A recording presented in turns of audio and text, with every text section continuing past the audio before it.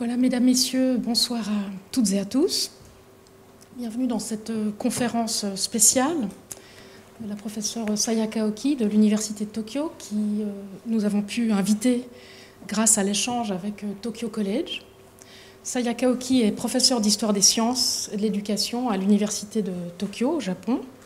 Elle est membre du groupe d'experts sur la promotion de l'intégrité de la recherche du ministère de l'Éducation, de la culture, des sports, de la science et de la technologie du Japon depuis 2020 et membre associé du Conseil scientifique du Japon depuis 2014. Depuis 2022, et certains d'entre vous le savent peut-être dans cette salle, elle est aussi membre du Conseil scientifique international, dont elle siège au Comité permanent pour la liberté et la responsabilité dans la science. Et c'est dans ce cadre-là, à travers ses travaux contemporains, disons, sur la liberté académique et l'intégrité scientifique, que nous nous sommes rencontrés. Ses principaux intérêts de recherche concernent l'histoire intellectuelle de la liberté académique et de l'histoire socio-économique des institutions académiques scientifiques en Europe. Et récemment, elle a élargi son champ de recherche à l'étude de l'influence de la politique d'innovation sur la liberté de recherche et la liberté académique de manière comparée, ce dont nous entendrons parler ce soir. Et elle fait tout un travail aussi, il faut le souligner, sur l'inclusion des minorités dans les domaines académiques au Japon et ailleurs dans le monde. C'est devenu l'une de ses préoccupations contemporaines. Alors, la conférence qu'elle nous propose ce soir porte, vous le voyez à l'écran, sur l'institutionnalisation française de la liberté académique et sa diffusion, réception en Asie à l'époque moderne. C'est un thème qui permet à Sayaka Oki de croiser tous ses savoirs et toutes ses expertises. Donc je suis très heureuse qu'elle ait choisi ce thème pour cette conférence ce soir. Un grand merci, Sayaka, d'avoir fait le voyage de Tokyo jusqu'à Paris, d'avoir accepté notre invitation et puis surtout d'avoir accepté de nous parler en français. Tu as appris le français brillamment ici, à Paris notamment, pendant tes études, mais c'est tout un travail, on le sait, de préparer une conférence en français. Donc merci infiniment et je me réjouis de t'écouter. Merci. Je dois encore dire une chose, désolée, excusez ma négligence. Sayaka Oki ne prendra pas de questions en public tout à l'heure, mais elle en prendra volontiers en privé. Donc n'hésitez pas à venir lui poser des questions après la conférence, quand elle sera terminée. Merci beaucoup et bonne conférence. Merci. Merci beaucoup. Bon, tout d'abord, vraiment, je tiens à remercier encore une fois à le professeur Samantha Béton et tous ses collègues organisatrices qui m'ont offert cette merveilleuse rencontre au Collège de France. Je remercie aussi tous qui sont dans la salle pour la participation. Merci beaucoup pour votre participation. Et je remercie aussi la présence de mes amis et collègues que j'ai connus depuis longtemps. Ça me fait vraiment un grand plaisir. Et aujourd'hui, je parle de l'institutionnalisation de la liberté académique. Je m'explique d'abord ce que je signifie par cette expression. Juridiquement, le contenu de la liberté académique se compose des deux éléments, si je comprends bien. C'est la liberté académique individuelle et la liberté académique institutionnelle. Et la première signifie en principe le droit d'individu et la dernière concerne plutôt l'autonomie des institutions savantes, surtout par rapport au gouvernement ou aux autres forces sociales, par exemple la religion, etc. Et cette autonomie est nécessaire pour garantir la première, c'est-à-dire la liberté académique individuelle.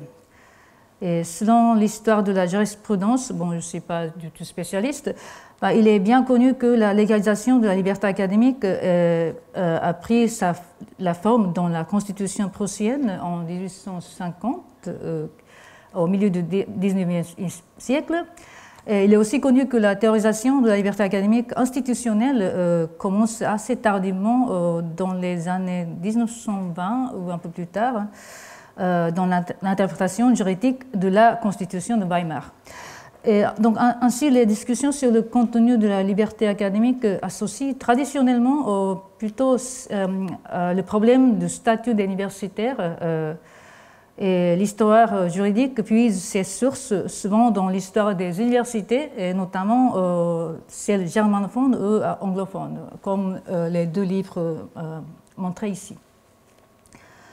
Cependant, aujourd'hui, en tant qu'historien des sciences, je voudrais proposer un autre angle d'approche sur ce sujet.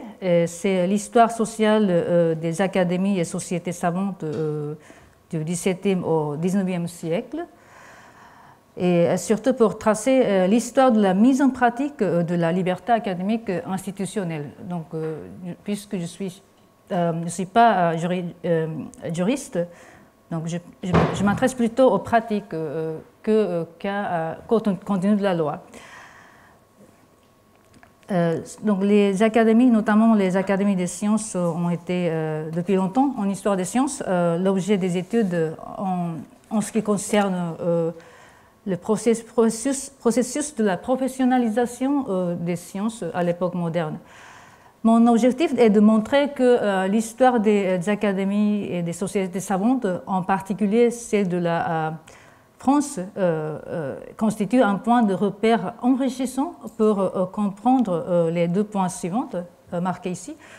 D'abord, les tentatives de la mise en pratique de la liberté académique institutionnelle avant sa légalisation, et sa transmission à diffusion à l'échelle mondiale, même aux endroits où la haute éducation ne s'associait pas nécessairement avec la liberté académique, comme c'était le cas au Japon. Et tout brièvement, je me permets de présenter les éléments qui m'ont inspiré ce sujet. J'ai longtemps travaillé en fait sur l'histoire des académies des sciences, notamment l'Académie royale des sciences de Paris du XVIIIe siècle. Mais c'est la crise actuelle de la liberté académique à l'échelle mondiale qui a attiré mes attentions. D'abord, surtout avec la montée de l'autoritarisme politique. Par exemple, selon l'Academic Freedom Index, notre niveau de liberté académique est revenu en fait à celui de l'époque de la guerre froide. Par exemple, c'est la figure ici. Et, en plus, un événement m'a surtout marqué, c'est un peu personnel, mais en 2020, le Premier ministre japonais à l'époque, Suga, a refusé la nomination des académiciens élus par une de nos académies nationales, Science Council, Gakujutsu Kaigi en japonais, sans expliquer la raison de cette décision. La rumeur dit qu'ils avaient été rejetés en raison de leurs convictions politiques, mais on ne sait pas vraiment la raison. J'ai été choquée par cette histoire et j'ai commencé à me renseigner sur l'histoire des académies de mon pays. Dans les débats politiques et ma propre enquête, j'ai rencontré les éléments en fait, qui combinent la France et le Japon, comme je vais montrer un peu plus tard. Et cette académie en question utilisait l'expression souvent Parlement des savants, Gakusha no Kokai en japonais, pour décrire son autonomie et son état d'esprit. Dans l'académie qui était un peu attaquée. Mais dans les controverses politiques au Japon qui ont suivi et continuent encore de nos jours, cette expression est citée souvent avec le ton négatif ou même ridiculisant. C'est-à-dire que le Parlement des savants, ce n'est pas possible, et cette institution ne représente pas la communauté des chercheurs, etc. Mais personne ne semble bien savoir l'origine de cette expression, tandis que moi, et comme peut-être vous, je sais très bien. Cette expression provient de la Révolution française. L'Institut de France, par exemple, on sait bien que l'Institut de France fut créé et voulu comme le Parlement des savants, comme les historiens le décrivent.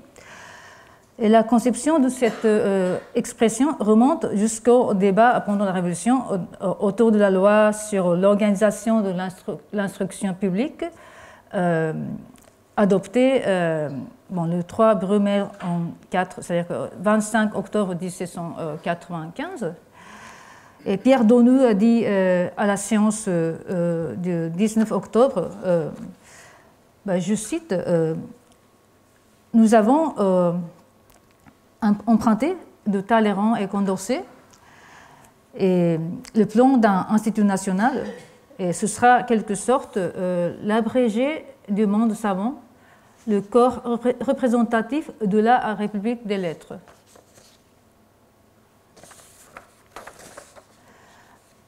À travers cette expression, on constate un fil qui noue l'Institut national, académie régénérée à partir des anciennes académies royales, et cette Académie nationale de Japon de nos jours.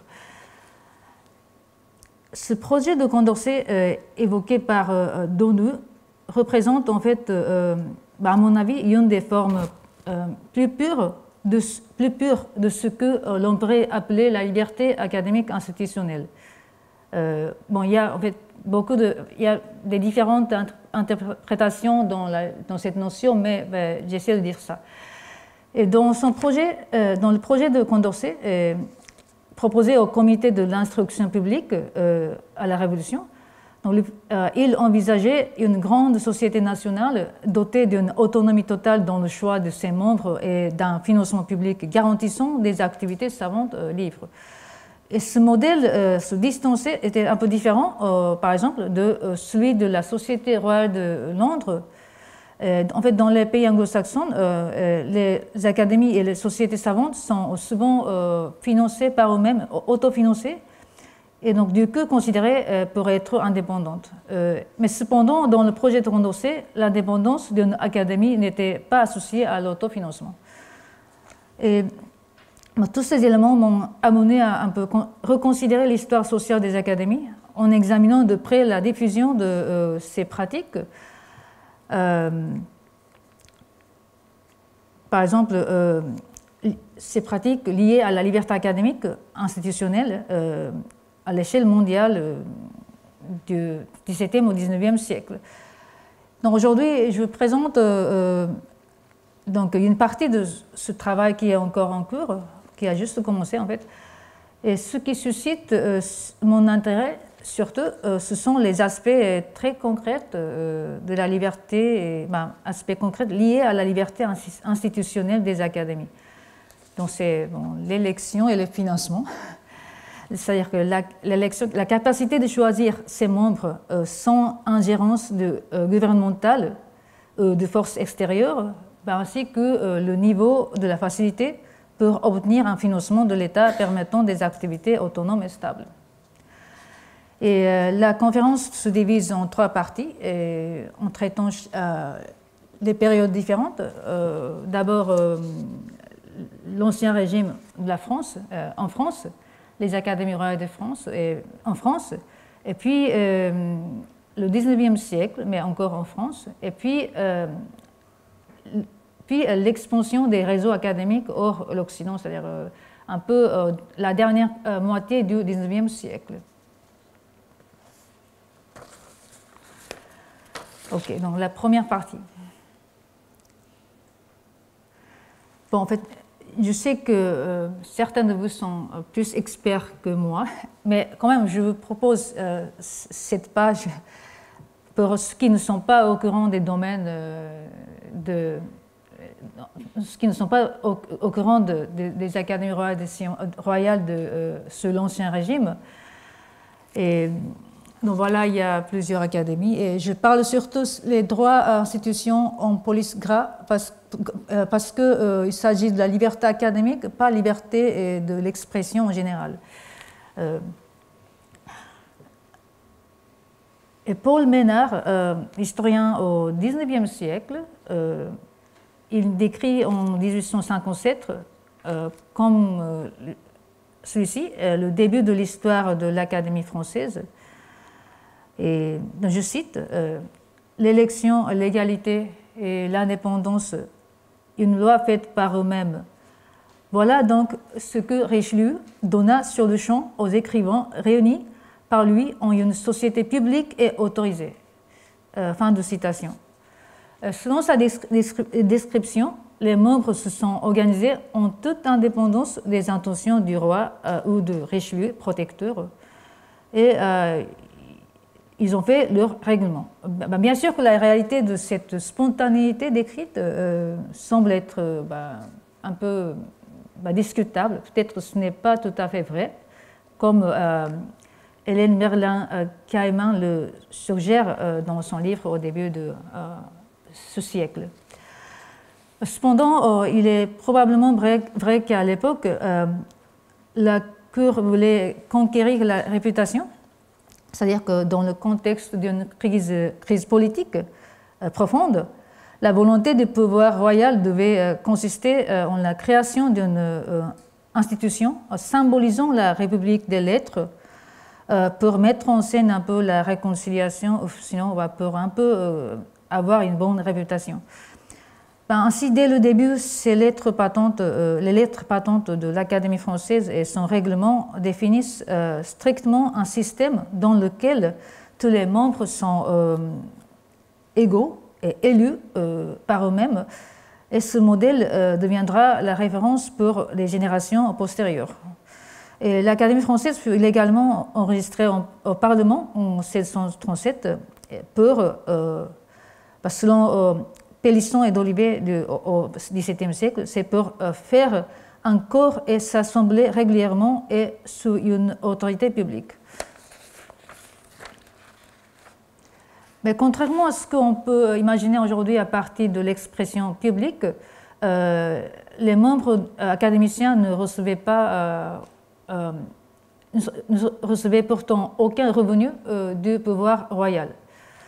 Selon l'interprétation de Pélisson et d'Olivet, toujours, qui est en principe favorable à l'intention de Richelieu, le pouvoir royal ne lui a pas accordé des pensions royales parce que les membres se rassemblaient uniquement pour la littérature, etc. C'est-à-dire qu'il est possible qu'à l'époque, le pouvoir royal voulait éviter la réputation de donner de l'argent aux lettrés pour qu'ils écrivent des textes favorables à la cour. Donc les membres académiciens ne recevaient aucune rémunération officielle de la part de l'Académie française, excepté d'une petite récompense comme des jetons de présence pour montrer son attitude dévouée aux lettres. Mais en même temps, certains de ces membres recevaient personnellement une pension, un revenu, de la part d'un ministre, d'un grand noble, peut-être pour le rapport de clientèle, peut-être. Et, en fait, puisque les membres n'étaient pas tous riches, Richelieu lui-même continuait à verser des pensions à plusieurs membres de l'Académie française, c'est très bien connu. Mais en même temps, il est aussi vrai que c'est difficile de maintenir la motivation et la productivité de travail si en fait tout était gratuit. C'est-à-dire que, par exemple, l'Académie française a mis plus de 60 ans pour produire son premier dictionnaire. Donc c'est très bien connu. Et il semble que Louis XIV et ses ministres, par exemple Colbert, n'appréciaient pas vraiment nécessairement cette situation. Donc il semble qu'ils pensaient plutôt à augmenter la productivité, si je peux dire comme ça, en versant des pensions à leurs membres de revenus modestes. Mais cependant, l'Académie française n'a pas accepté. Et Voltaire le décrit comme celui-ci un peu plus tard, donc je ne sais pas si c'est vraiment fidèle à ce qui s'est passé, mais en tout cas dans les années 1760, Voltaire, un philosophe, décrit que les membres les plus modestes académiciens ont rejeté telle proposition, préférant la liberté, l'égalité et l'honneur à des pensions. Et il considère que le soutien financier des monarques et la liberté sont difficilement conciliables quand il associe l'Académie française avec la Société royale de Londres comme un peu un symbole de liberté. Et là, comme j'ai dit tout à l'heure, la dernière était reconnue par le roi anglais en 1760 en tant qu'une association indépendante. Et elle était, comme j'ai dit tout à l'heure, autofinancée avec des dons et des cotisations depuis le début de son histoire. Et la situation n'était pas la même pour les académies des sciences et l'Académie des inscriptions et belles-lettres, fondées dans les années, sous le régime de Louis XIV, par l'initiative de Colbert. Et elle recevait le règlement respectivement en 1699 et 1701. Et ils ont accepté la structure hiérarchique dans laquelle les honoraires se posent comme classe de tutelle sur les membres ordinaires. Et chaque membre recevait une pension environ 1500 à 3000, enfin chaque membre, je veux dire, les pensionnaires, en termes exacts. Et donc, ils ont reçu des pensions en échange de la diligence et de l'assiduité au travail pour l'Académie. Et pour notre intérêt, il faut noter la différence entre l'Académie française et ces deux académies à l'égard de l'élection des membres. En effet, le registre de l'Académie des inscriptions le registre de l'Académie des inscriptions et des belles-lettres cite une lettre par le comte de Pontchartrain qui témoigne la réticence de la part de Louis XIV à accorder à l'Académie des inscriptions à la liberté d'élire ses propres membres. C'est-à-dire que Louis XIV ne voulait pas, c'est un peu ambigu, mais il n'appréciait pas vraiment ce qui se passe dans l'élection de cette académie. Mais en tout cas, ce genre de message, un peu, ça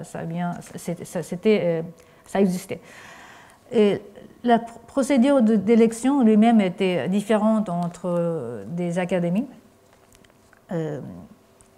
En fait, l'Académie française avait quand même plus de liberté que les deux autres, même si son règlement dit que, je cite, « Personne ne sera reçu dans l'Académie qui ne soit agréable à Monseigneur le protecteur ».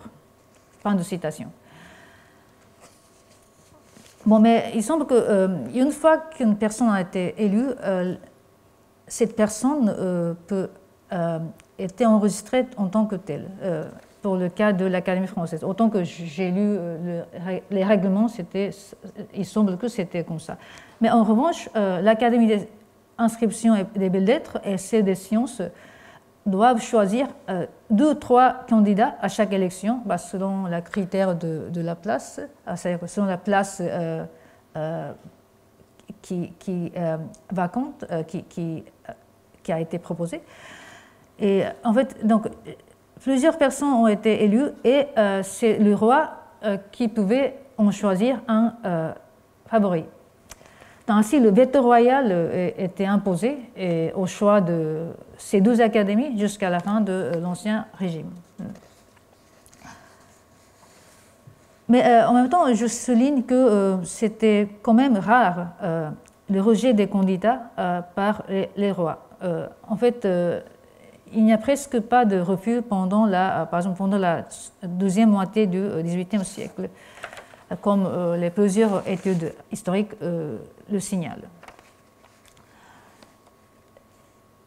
Et je peux aussi dire une chose, en fait, ces 2 académies étaient moins libres, mais attiraient plus d'investissement de la part du pouvoir royal. Et c'est surtout le cas pour l'Académie des sciences, à mon avis. Et en fait, j'ai un peu reconstruit leur revenus pendant le XVIIIe siècle, mais avec pas mal de lacunes, en fait, pendant la première moitié du XVIIIe siècle, c'est mon travail. Et aussi, pour le XVIIe siècle, Alice Thorpe a beaucoup travaillé et aussi il y a beaucoup d'excellents travaux faits sur cette académie. Et à mon avis, les 2 éléments semblent contribuer à ce progrès de l'échelle de revenus. Premièrement, l'Académie des sciences était composée des membres plutôt pauvres, c'est-à-dire cette académie a recueilli plus nombreux de roturiers. Et c'est-à-dire que ces membres n'avaient pas de bons emplois secondaires. C'est-à-dire que, par exemple, les académiciens de l'Académie des inscriptions et belles-lettres, selon Chantal Grel, ils avaient des emplois secondaires plutôt assez bien rémunérés. C'est-à-dire, par exemple, la place de bibliothécaire dans la bibliothèque royale, sinon précepteur d'une famille aristocratique. C'est-à-dire que cette classe sociale, la différence de ce genre a un peu influencé le degré de pauvreté de chaque membre. Et deuxièmement, il faut aussi compter le fait que les activités pour les sciences naturelles, telles que l'observation et l'expérimentation, nécessitent l'investissement à l'échelle considérable. Donc Colbert était vraiment conscient et il a attribué à l'Académie un budget assez considérable. Et puis, donc du coup, avec ces deux conditions, les membres de l'Académie des sciences étaient certes financièrement le plus dépendants de l'État, mais du coup, ils ont négocié le plus activement et ils ont réussi à attirer le financement. Et certains membres, comme par exemple Pont Darcy et d'Alembert, n'oubliaient jamais de réclamer le financement. Par exemple, ils ont réclamé beaucoup de choses. Ils ont réclamé l'égalité avec l'Académie française au niveau du droit accordé par le règlement. Mais ils ont aussi bien sollicité le revenu stable du paiement, des pensions, etc. C'est comme le dernier volume du groupe de comité d'Alembert, on peut se renseigner bien sur ce sujet. Et l'Académie des sciences était donc devenue l'institution disposant du budget le plus important pour la recherche et les pensions, parmi les trois académies que j'ai mentionnées, qui étaient sous la tutelle du même ministère, c'est la ministre de la Maison du Roi. Mais en même temps, je peux aussi dire que la perception sur la rémunération évoluait et il paraît qu'au cours des années 1780, par exemple, recevoir de l'argent pour les sciences, pour la littérature, n'était plus problématique. Par exemple, le contrôleur général des finances Calonne, il s'étonna du fait que les membres de l'Académie française ne bénéficiaient pas de pension. Et au moment de la Révolution, encore plus tard, Lavoisier, fameux chimiste et académicien, il avance que les académiciens reçoivent la rémunération pour, je cite, des fonctions libres, fonctions qui ne sont imposées par personne. Donc, comme j'ai marqué les lignes rouges. Donc je passe vite parce que à la deuxième partie. Bon, avec la Révolution et en absence de l'autorité royale comme auparavant, le moment est venu pour se demander sérieusement qui est même intervenir dans les institutions académiques et dans quelle mesure, à quel niveau. Et l'opinion publique était loin d'être unanime sur ce sujet. Et par exemple, moi, je n'ai pas beaucoup de temps pour présenter. Il y a vraiment beaucoup de travail sur ce sujet. Il y a vraiment richesse, mais je peux être très brève. Le projet proposé par Mirabeau, publié après sa mort en 1791, son plan explique bien le point de vue d'un homme politique, tout en respectant une une autonomie savante de certains degrés, Mirabeau s'efforce de prendre des mesures pour éviter que les académies deviennent des groupes politiquement indépendants. Surtout pour ne pas être contre-révolutionnaire. Donc du coup, il décentralise l'administration des académies en la chargeant aux départements régionaux, c'est-à-dire par exemple pour une académie parisienne, c'est la ville de Paris qui s'en occupe, ce n'est pas l'État. Et pour le choix de leurs membres, c'est intéressant pour moi, Mirabeau supprime le droit de veto royal, dont c'est bien, mais il introduit l'étape qui permet l'intervention de l'opinion publique régionale. Donc les membres élus, dans son projet, les membres élus par une académie doivent être présentés au commissaire nommé par le département où cette académie se situe. Et donc il y a plusieurs choses, plusieurs mesures dans cette direction-là.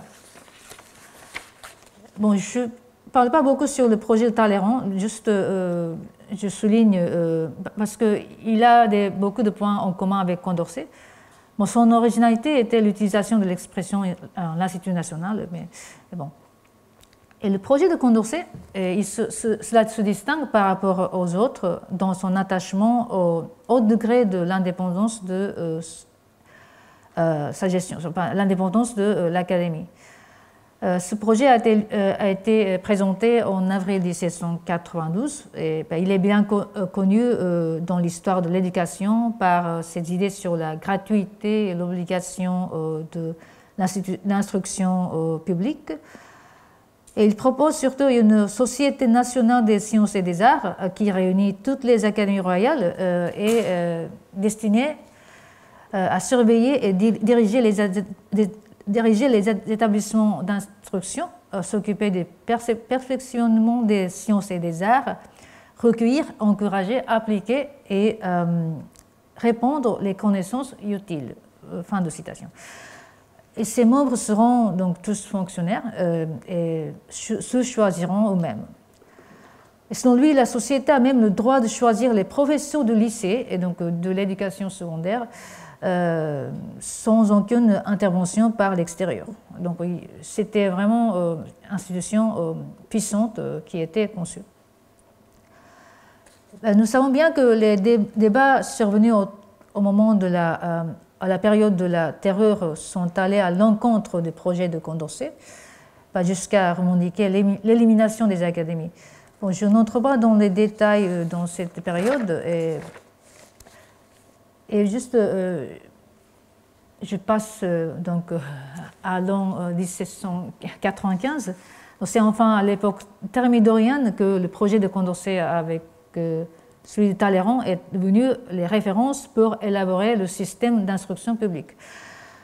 Et dont nous présenta donc son rapport en 1795, dont l'Institut national fut fondé ainsi avec les 3 classes, comme vous voyez ici, dans sciences physiques et mathématiques et sciences morales et politiques, qui était la nouveauté à l'époque. C'est un peu économie politique, sciences sociales de nos jours. Et 3e, littérature et beaux-arts. Et ces membres devenaient des fonctionnaires conformément à l'idée de Condorcet et recevaient donc la rémunération à chacun. Cependant, le début de son histoire se caractérise par la difficulté de la mise en pratique de cet idéal révolutionnaire. C'est-à-dire il y a une grande académie indépendante. Même le mode de scrutin pour élire, donc c'est mon obsession, donc je répète ça. Donc même le mode de scrutin pour élire un membre n'avait pas de consensus facile. En fait, suivant la proposition d'ONU, l'Institut avait en fait introduit le système Borda, la méthode Borda. Borda est mathématicien reconnu de nos jours comme un des précurseurs de la théorie du choix rationnel, comme Condorcet. Et cette méthode, en fait, c'était efficace pour éviter le paradoxe du scrutin et notamment cycle des préférences, c'est-à-dire qu'on ne décide pas vraiment qui est la prioritaire.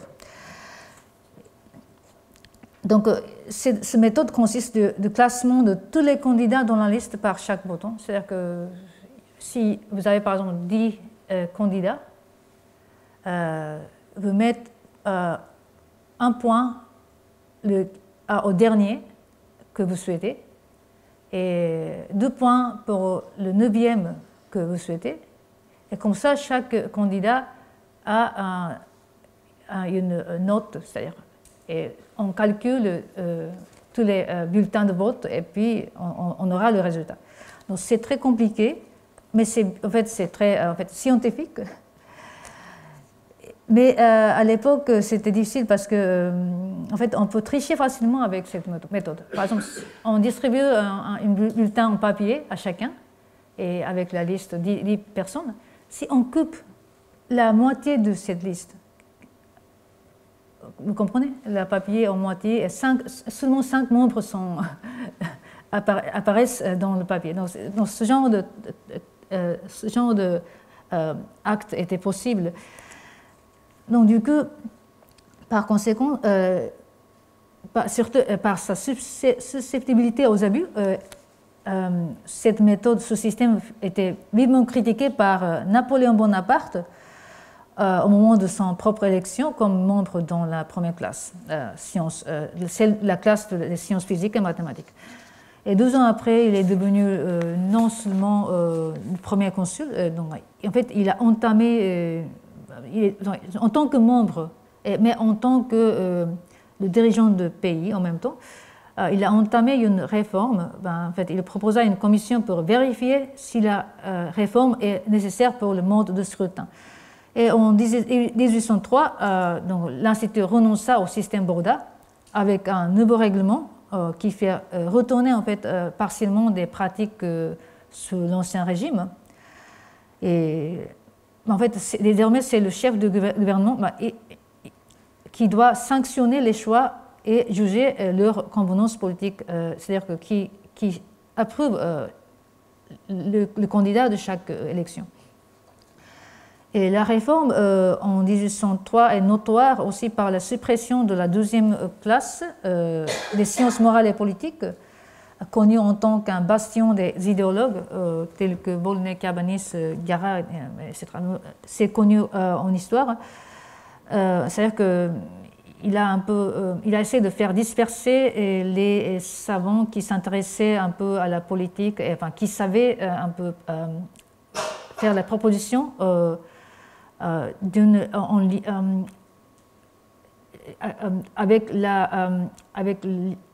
avec des propositions libérales.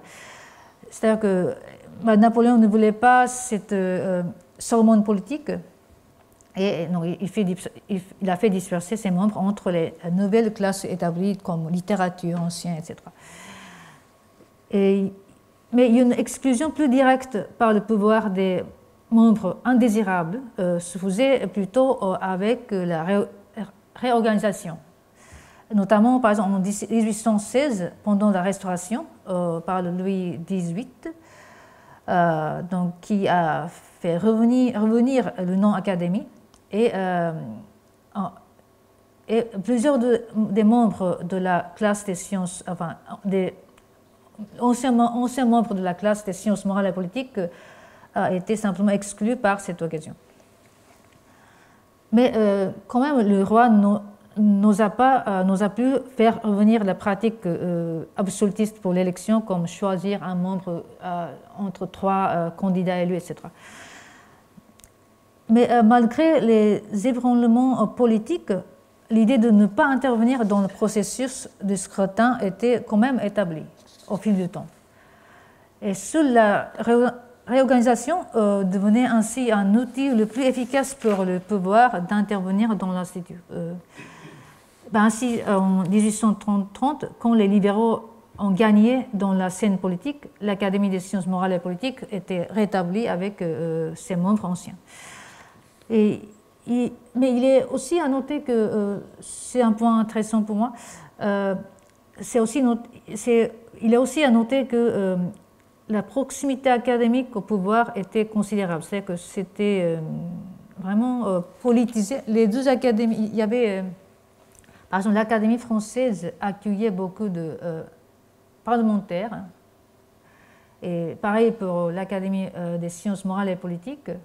C'est-à-dire que ces deux académies étaient vraiment politisées, on peut dire, et plus que politique académique pendant le XIXe siècle. C'est selon ce que les historiens écrivent. Et donc chaque élection pouvait être un objet de tension politique entre plusieurs factions. Mais il me semble que la période entre le coup d'État de Louis-Napoléon Bonaparte en 1851 et la fin du Second Empire en 1870, c'est la période cruciale en ce qui concerne la norme de l'autonomie savante, au moins pour l'élection des académiciens, etc.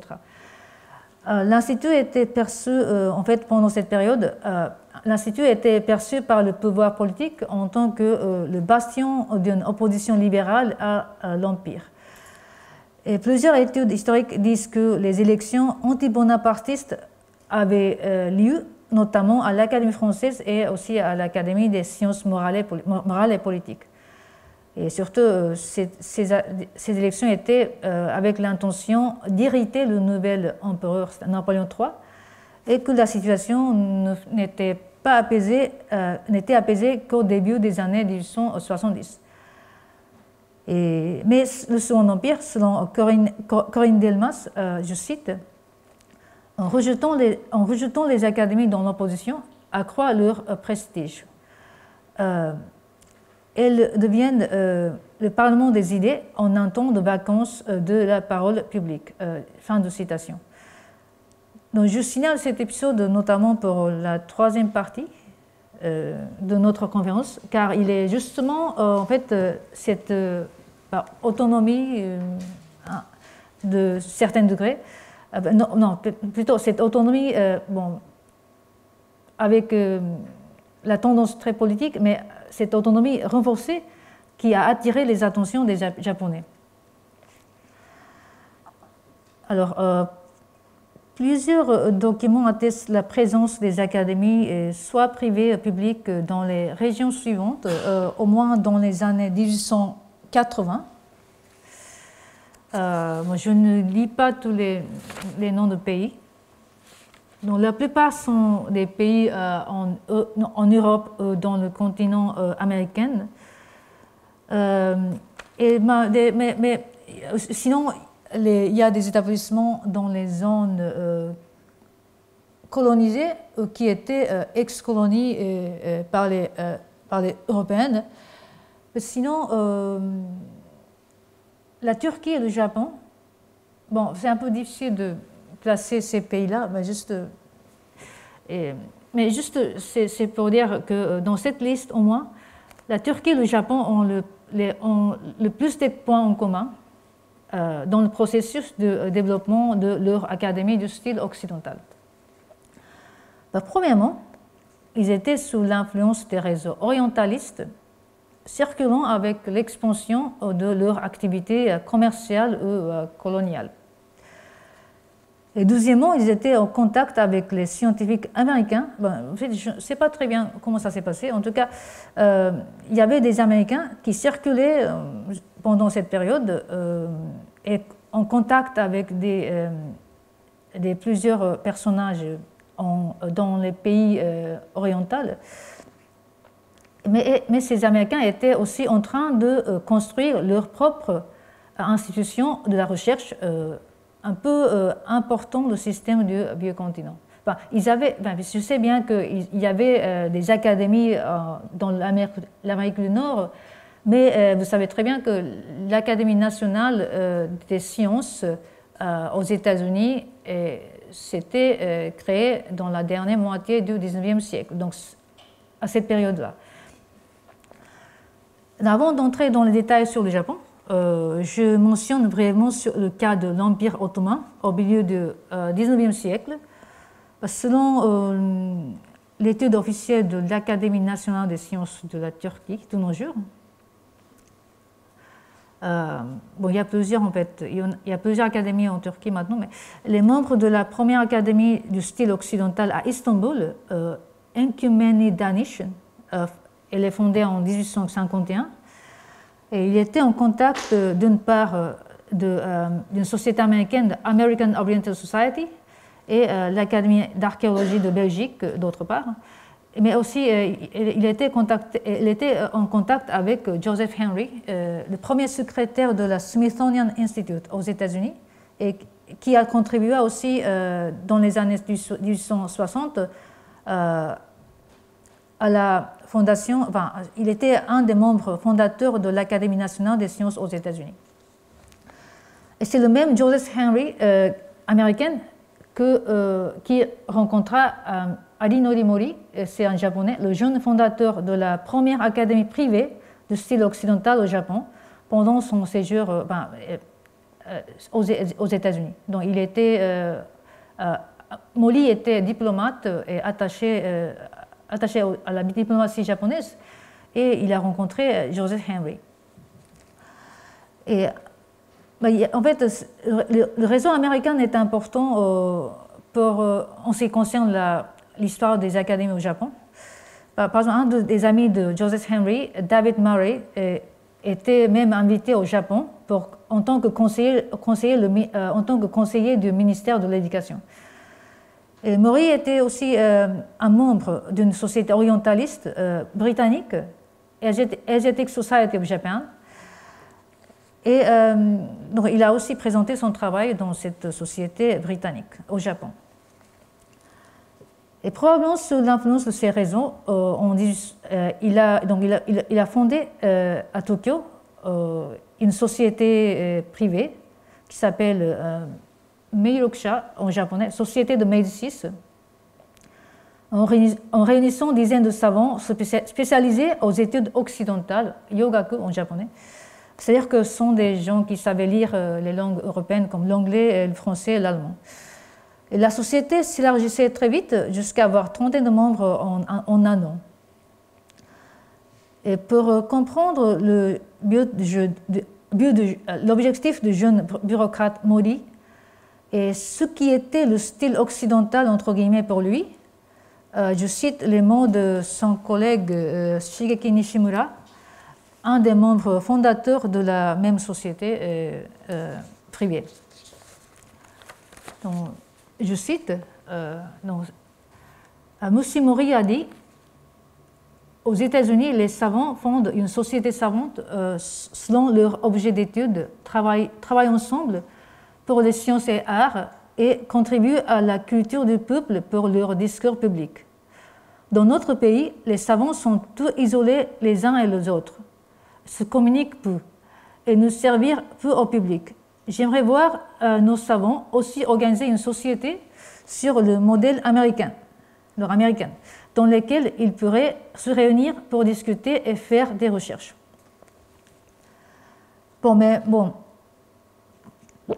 Même si on ne retient pas tous les éléments de ces perceptions, il est certain que l'implantation d'une série des activités entières était un objectif pour lui. Fixer une spécialité, fonder une société ouverte à l'adhésion, travailler ensemble et donner occasionnellement des discours publics pour la vulgarisation. Et la combinaison de ces éléments était donc nouvelle, surtout parce que le pays n'avait jamais eu jusqu'alors de culture des conférences publiques, ni celle des débats publics, politiques, académiques, etc. Bon, donc, par exemple, moi, je donne une conférence publique, mais ce n'était pas leur culture. Juste, je montre un livre justement consacré au sujet comme comment organiser une conférence par Yukichi Fukuzawa. Et je reviens donc à la société de Médicis encore. Le règlement de la société de Médicis partage de nombreuses caractéristiques avec celui des sociétés savantes anglo-saxonnes. Donc, il commence par définir le nom de l'organisation, sa structure, le type d'adhésion et la manière de rejoindre la société. et etc. Et donc, il fixe les cotisations, donc, parce que c'est autofinancé, et les dates de réunion, le processus d'élection, etc.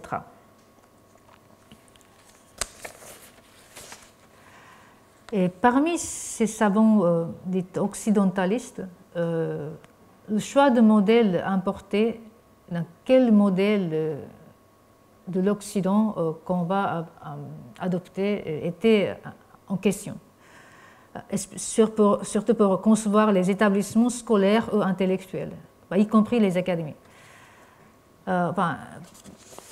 Pour leur base culturelle, etc., en fait, il y a une longue histoire, donc je n'entre pas dans le détail, mais juste pour donner le contexte, en fait, il y avait 3 courants intellectuels qui se combattent entre eux.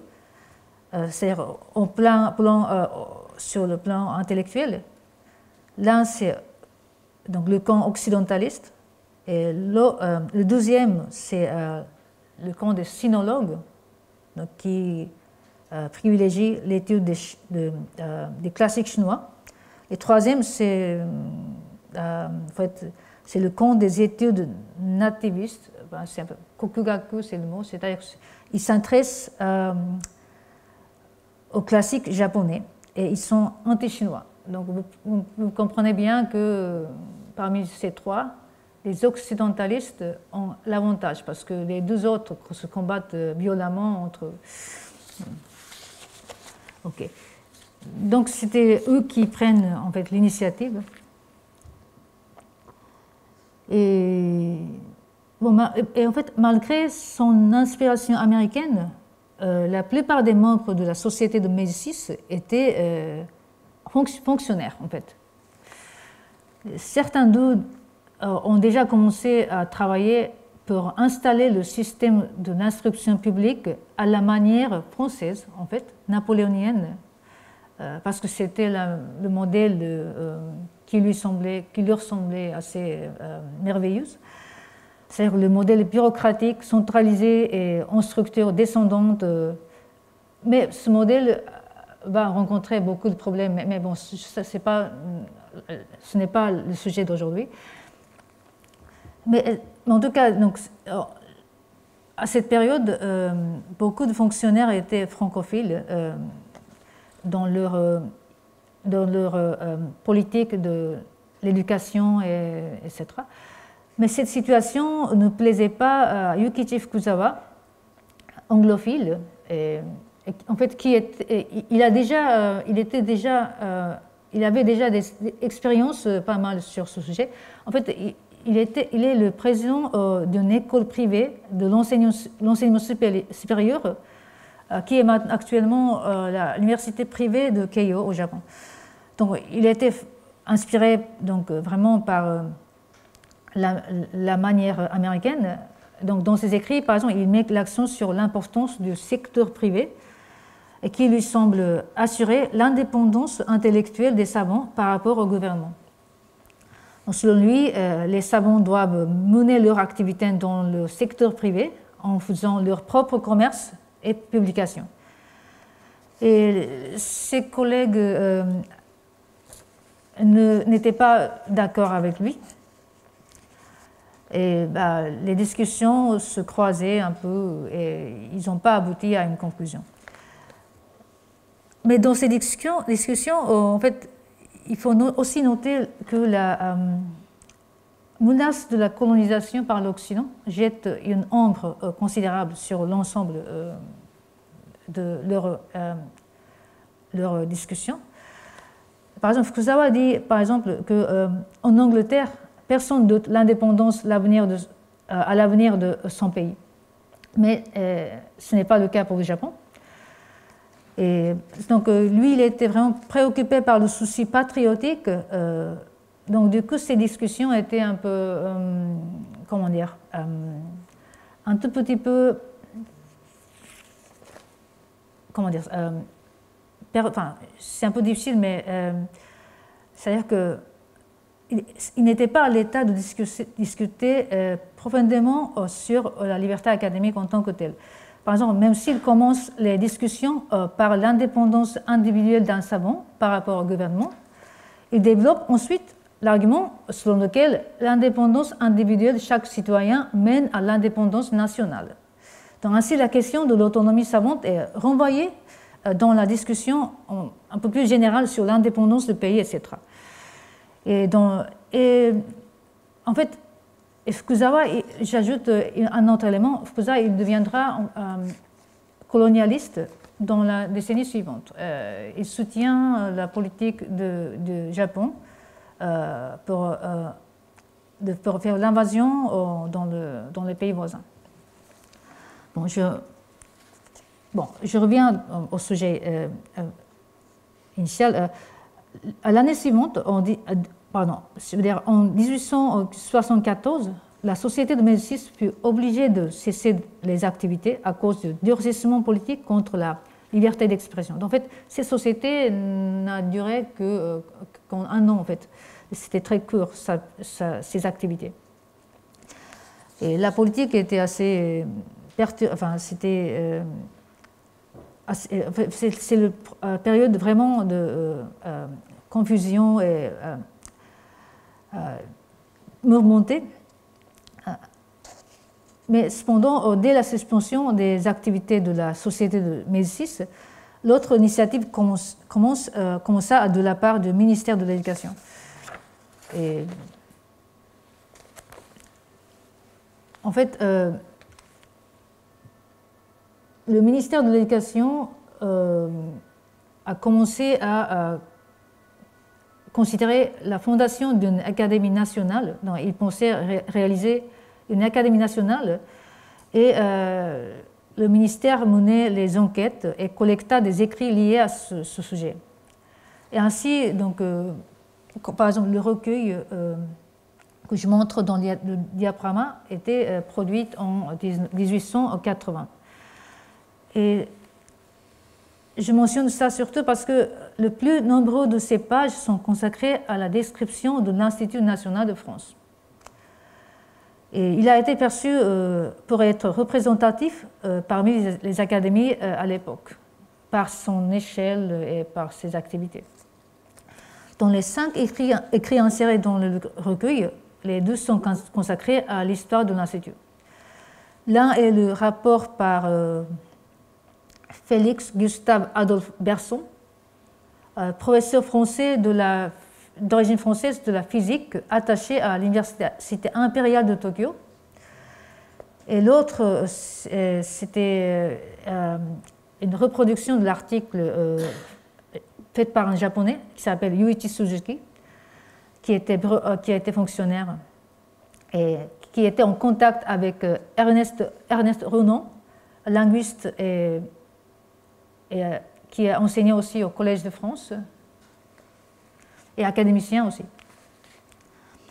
Et en ce qui concerne notre intérêt sur la liberté académique institutionnelle, Berson marque clairement que, comme c'est dit, aucun candidat n'a jamais été refusé par le président de la République quand il demande son approbation de devenir un membre académicien. C'est-à-dire le résultat de l'élection a été respecté, simplement c'est ce qu'il écrit.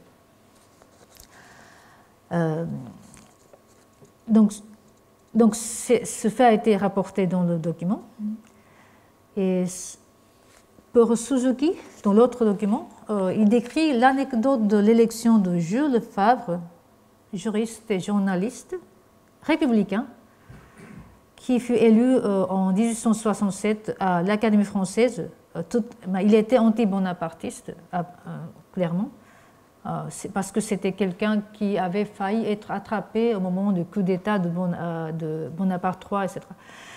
Et donc il s'agit en fait d'une des... En fait,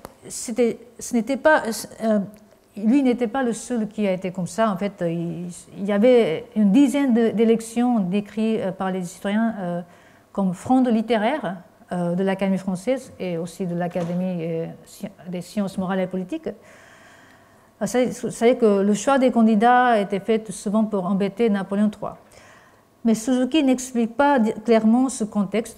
Peut-être qu'il n'était pas vraiment au courant des détails. Je ne sais pas très bien. Mais sinon, peut-être parce que Favre était un cas symbolique et facile, parce que les autres candidats étaient de profil plutôt conservateurs comme libéraux-catholiques, orléanistes, des choses comme ça. Et à travers cette anecdote, il écrit l'Institut en tant qu'un des trois pôles de pouvoir en France. Par exemple, je cite, selon M. Renan, la France se compose des trois parties, le gouvernement, les académies et le peuple. Et les académies étant chargées de maintenir l'équilibre des pouvoirs. Donc cependant, il faut noter que sa description met l'accent plus sur l'incertitude du processus de l'approbation par l'empereur Napoléon III que sur l'impact de la mobilisation de champs littéraires académiques. Bon, parce qu'en fait, il est presque l'heure, mais j'espère que vous tolérez un peu plus. Je continue un peu plus, mais je vais finir bientôt. J'ai marqué exprès dans cette citation plusieurs traductions différentes utilisées en japonais. En effet, le mot académie a plusieurs traductions avec les nuances différentes. Dans le recueil en 1880, contient au moins 3 sortes de traductions. Académie, translittération du mot académie. Gakushin et ses synonymes, qui veut dire le lieu où rassemblent les sages ou les savants. Gakushin, Gakushikaikan, Gakkan, etc. Sinon, Kanding-in, traduction la plus ancienne, provenant de l'expression en chinois Hanlin Yuan, je prononce peut-être mal, et en fait, qui peut être traduit soit Académie en ligne ou Conseil en ligne. Il s'agit d'un conseil secret de l'empereur composé de hauts fonctionnaires lettrés et qui produit les documents et les œuvres des beaux-arts. Et selon ma collègue Yoko Nii, historienne qui travaille sur la Chine, cette traduction fut établie et partagée par les missionnaires jésuites francophones au début du XVIIIe siècle, ou même un peu avant. À l'époque de Louis XIV, qu'on a mentionné tout à l'heure, l'association était juste, car le fonctionnement de l'Académie des inscriptions et médailles belles-lettres à l'époque n'était pas si loin du conseil en ligne. Mais l'évolution après rendait la traduction un peu obsolète. Et avec le déclin de la dynastie Qin en Chine, cette traduction sera effacée. En fait, on a oublié cette traduction maintenant au Japon. Mais je signale ça parce que quand même, il est très probable, malgré notre oubli de cette troisième traduction, il est très probable que l'idée d'une académie bien intégrée au gouvernement attire, même de nos jours, certains de nos politiciens, mais aussi, cette image, peut-être, ça séduit surtout les fonctionnaires japonais au XIXe siècle. Et un autre écrit inséré dans le recueil en 1880 semble attester leur goût, je crois. En fait, je montre le texte original de la traduction, donc ce n'est pas vraiment fidèle au texte de japonais. En fait, le texte inséré dans le recueil en japonais, c'est la traduction par Hiroyuki Kato. Et en fait, il s'agit d'un extrait par Johann Caspar Brunchuli, juriste suisse et qui est peut-être hegelien et un peu oublié de nos jours. Et ça vient de son livre Allgemeines Staatsrecht, publié en 1863. Et le juriste ne réserve pas des critiques des académies actuelles en Europe, surtout de l'Institut. Et selon ces critiques, les académies ne faisaient que réunir des individus renommés, un peu individualistes, et elles ne réussissent jamais à promouvoir les sciences et les arts dans la société en général. Selon lui, cet auteur, et selon la traduction aussi, depuis la libération des sciences de la tutelle de l'Église, il manque une institution organique qui puisse avoir une vue d'ensemble sur les travaux et les communications scientifiques. Donc, selon Brunchuli, il faut en avoir une qui sait étudier et apprécier les rapports entre les sciences et la vie publique et privée des citoyens, dans la mesure où cela concerne l'État et doit assurer la surveillance et diriger les sciences dans la bonne direction. Dans cette vision, la relation entre un académicien et le ministère de la Culture est conçue pour être comme celle entre un conseiller parlementaire et le législatif.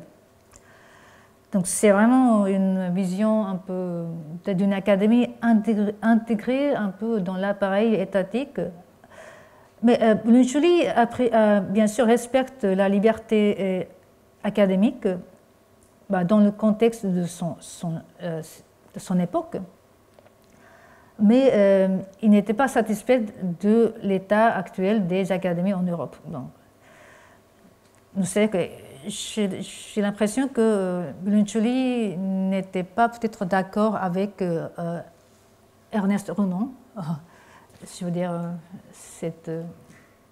trois pouvoirs, etc.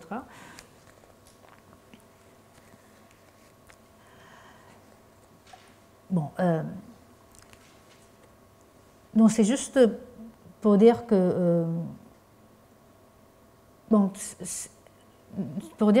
donc, il y a vraiment l'image d'une académie intégrée à l'appareil étatique qui pourrait attirer les Japonais de l'époque. Et en plus, il y a une autre chose, en fait, étant donné que le pouvoir spirituel équivalent à celui de l'Église n'a jamais existé au Japon à l'époque, en fait, la religion n'a pas vraiment la même place dans la société japonaise. Donc, il est envisageable que les perspectives de Brunchuli avaient amené les Japonais à ressentir non seulement la nécessité d'établir une académie, mais également celle d'élaborer une religion influente englobant l'ensemble de la société. Et en fait, c'est ce qui s'est passé, ce qui se passera en fait dans la décennie suivante. En même temps que le développement du système académique, le gouvernement japonais procède à l'institutionnalisation de la religion, du shintoïsme d'État. Il est un peu notoire de nos jours. Il s'agissait de l'instrumentalisation de la religion locale liée à la famille impériale. Et cette religion sera mobilisée pour endoctriner la population, surtout sur le régime totalitaire pendant la Deuxième Guerre mondiale.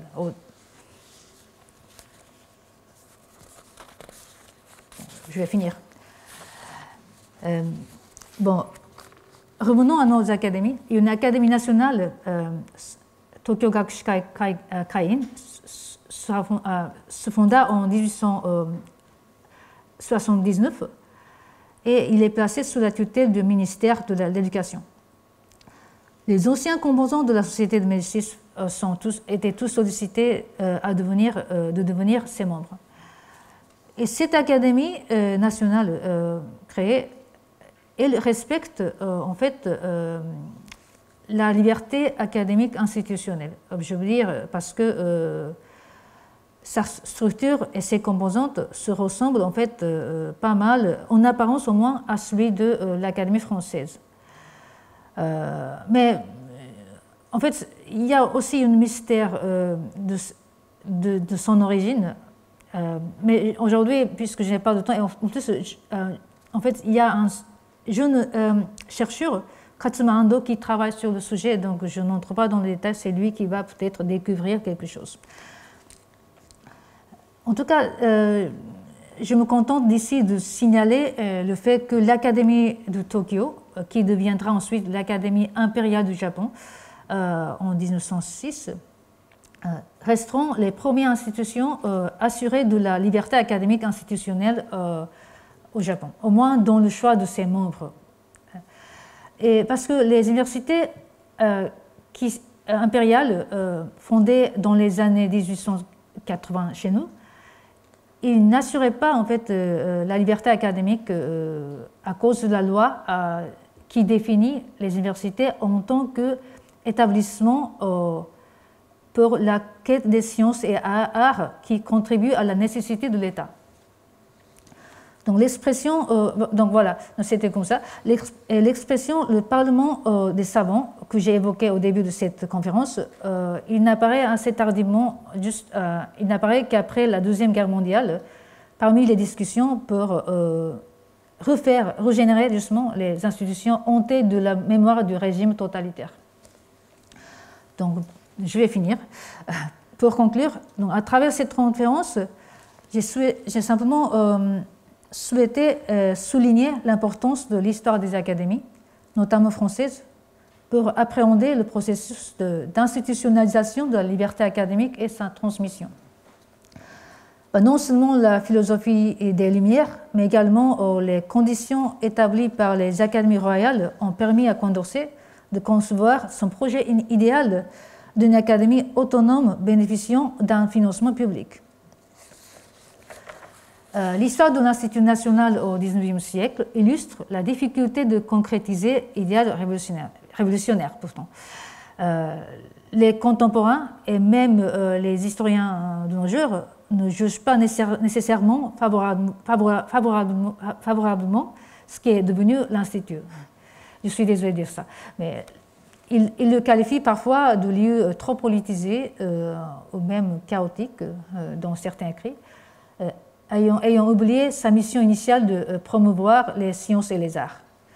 Toutefois, il est également observé que toutes les propositions de réforme qui paraissaient raisonnables sont aisément exploitées par des régimes de nature autoritaire. Je veux dire qu'ils ont quand même tenu les principes malgré beaucoup de propositions venant de la part de pouvoir politique. Et en fait, il faut... je veux dire que ces propositions de la part de la politique semblent au début raisonnables dans le contexte social, etc. Mais elles sont souvent exploitées, en fait, surtout dans le contexte politique. C'est ce que suggère l'action de Napoléon Bonaparte, par exemple. Donc, je crois qu'il est indéniable que l'Institut a su préserver son autonomie intellectuelle à travers les périodes difficiles, à travers les luttes électorales au sein de certaines de ces académies. Il a au moins réussi à consolider les pratiques liées à la liberté académique institutionnelle. Donc, ainsi, le récit de l'admission de Jules Favre à l'Académie française a impressionné les Japonais de l'autre côté du globe. Mais tout en étant attiré par plusieurs modèles, le Japon a fondé sa première académie nationale en tant que lieu garantissant l'autonomie intellectuelle, au moins. Ce qui représente mieux, en fait, c'est l'académie qui représentait mieux pour eux l'idée d'autonomie savante que ces universités, définies comme étant au service de l'État à l'époque. Juste pour cette dernière ligne, bon, je n'ai pas de temps, mais en fait, aujourd'hui, j'ai essayé de tracer vraiment plusieurs siècles, mais peut-être il manque une approche importante, c'est-à-dire que, en fait, je constate en même temps que l'expansion du réseau académique était avec l'expansion coloniale. Mais donc, il nous semble nécessaire d'entreprendre une étude détaillée de l'histoire décoloniale de la liberté académique, mais en tout cas, c'est nécessaire, c'est ce que je constate maintenant, mais bon, ce sera peut-être envisagé à une autre occasion. Donc aujourd'hui, j'ai utilisé beaucoup de temps. Je vous remercie vraiment de votre attention.